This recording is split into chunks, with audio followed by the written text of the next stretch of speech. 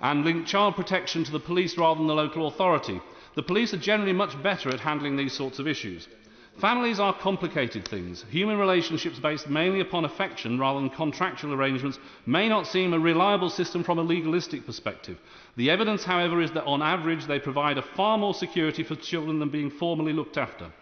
The words used in the system cause me some concern as well. I've seen reports in which the phrase looked after children becomes the noun lack with a plural of lacks. I've heard of the phrase transracial adoptable commodity, which means a mixed-race child that social services think they can get easily adopted. They demonstrate dehumanising attitudes. The system's attitude is that parents don't matter. Case conferences are held at times and places to be inconvenient to parents. Parents are not given copies of the papers before the meeting, and other professionals are bullied into agreeing with social services at the Lees agency. The system ends up careering towards disaster, and the attitude of the system is wrong. Contested adoptions are another area with hazard. At the moment, a secret case, heard on the balance of probabilities, frequently based on flawed evidence, where parents are required to prove their innocence, results in the destruction of a family. This stores up problems for the future, as the case of Yvonne Coulter and her daughter Tammy shows.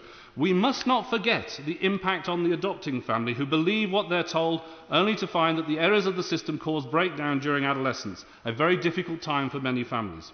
The process for contested adoptions must be changed. A life sentence should require a jury being held in public and the evidence being beyond reasonable doubt. The current GMC hearing over the allegations against David Southall shows how the system tends to maltreat families. It is not clear that the GMC wants to enforce the rules. I'm particularly worried that the GMC is not considering the decades of dangerous research on babies that David Southall has managed. The GMC tried to dismiss even the milder allegations currently being considered, has forced on the parents legal advisers and medical advisers they don't want, and tried to gag them. The prosecution in this instance is running on behalf of the GMC and not on behalf of the victims of this particular doctor. In the meantime, there remain thousands of secret medical files, estimated to be over 2,000, held by the University Hospital of North Staffordshire.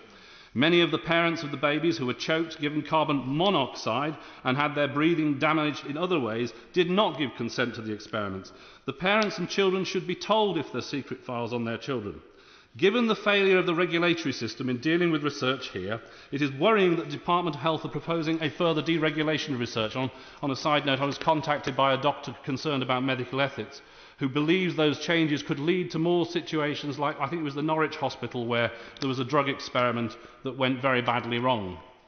The system in the UK has gone wrong in so many ways. It has not served children well. The biggest reason for this is the lack of independent scrutiny.